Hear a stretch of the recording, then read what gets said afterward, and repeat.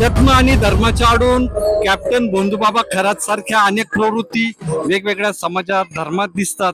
लोकांना कळत नाही की कोणता अध्यात्म धर्म किंवा काय फसवणूक होते. या सप्ताहाच्या निमित्त लाखो भाविकांनी सप्ताहाला वर्णी लावलेली आहे आणि भाविकांमध्ये समाजातील जे पाप आहे, अन्याय आहे, याकडे पाहण्याचा दृष्टिकोन सध्या कसा झाला. आता योगीराज गंगागिरी महाराजांचा असणारा अखंड हरिनाम सप्ताह आहे.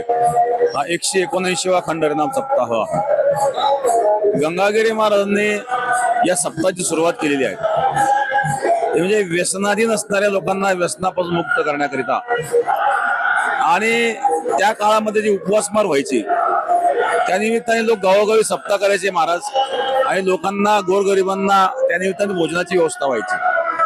म्हणून अन्नदानावर गंगागिरी महाराजांनी विशेष जोर दिलेला आहे. आजही या ठिकाणी अन्नदान मोठ्या प्रमाणामध्ये होतं आणि समाजामध्ये ज्या विकृती असतात त्या विकृती भगवंताच्या भजनाने दूर होतात. अध्यात्म जर जीवनामध्ये असेल तर काय वाईट काय चांगलं हे आपलं कळतं आणि आपण वाईट गोष्टी त्याग करतो आणि चांगल्या गोष्टी स्वीकारतो.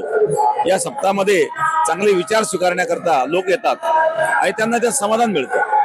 परमार्थामध्ये समाधान असतं. संसारामध्ये समाधान मिळत नाही कारण संसारामध्ये अनेक गोष्टी असतात आणि एकमेकांचे द्वेष मत्सर विकृती अलीकडच्या काळामध्ये आधुनिक काळामुळं या मोबाईलमुळं अनेक प्रकारच्या विकृती वेगवेगळ्या तरुण मुलांमध्ये यायला लागलेल्या आहेत, लहान मुलांमध्ये यायला लागलेल्या आहेत. आणि म्हणून तरुणांना देखील मी आवाहन करेल अशा कार्यक्रमामध्ये आपण सहभागी व्हावं म्हणजे आपल्या मनामध्ये जे काही निगेटिव्ह विचार आहे ते दूर होतील. कारण या मोबाईलमुळं किंवा मोबाईलमध्ये असणारे वेगळे ऍप मुलं पाहतात त्यामुळे काही मुलांना मनोविकार व्हायला लागलेले आहेत, काही लहान लहान मुलांना चष्मे लागायला लागलेले आहेत, शारीरिक मानसिक मोठी हानी होत चाललेली आहे. आणि म्हणून त्याकरता चांगला पर्याय तो म्हणजे अध्यात्माचा आहे, परमार्थाचा आहे. इथं यावं आपण खटोनट यावे आणि शुद्ध होऊन या जावी. अध्यात्म आणि धर्माच्या आडून कॅप्टन भोंदूबाबा खरात सारख्या अनेक प्रवृत्ती वेगवेगळ्या समाजात धर्मात दिसतात. लोकांना कळत नाही की कोणता अध्यात्म धर्म किंवा काय फसवणूक होते.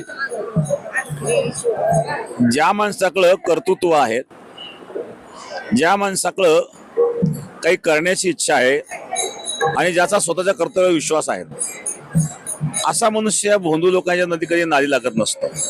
भोंदू लोकांच्या नादी लागणारे लोक असे असतात की कष्ट न करता काहीतरी मिळावं, काहीतरी आपल्या जीवनामध्ये चमत्कार व्हावा अशा भावनेने असणारे लोक त्या लोकांकडे जातात.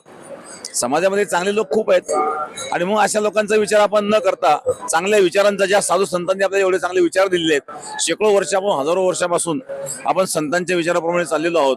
आणि मग अशा भोंदू लोकांच्या नादी न लागता आपण अध्यात्माचे विचार स्वीकारावे. वारकरी संप्रदायाचा विचार हा सर्वांना घेऊन चालणार आहेत.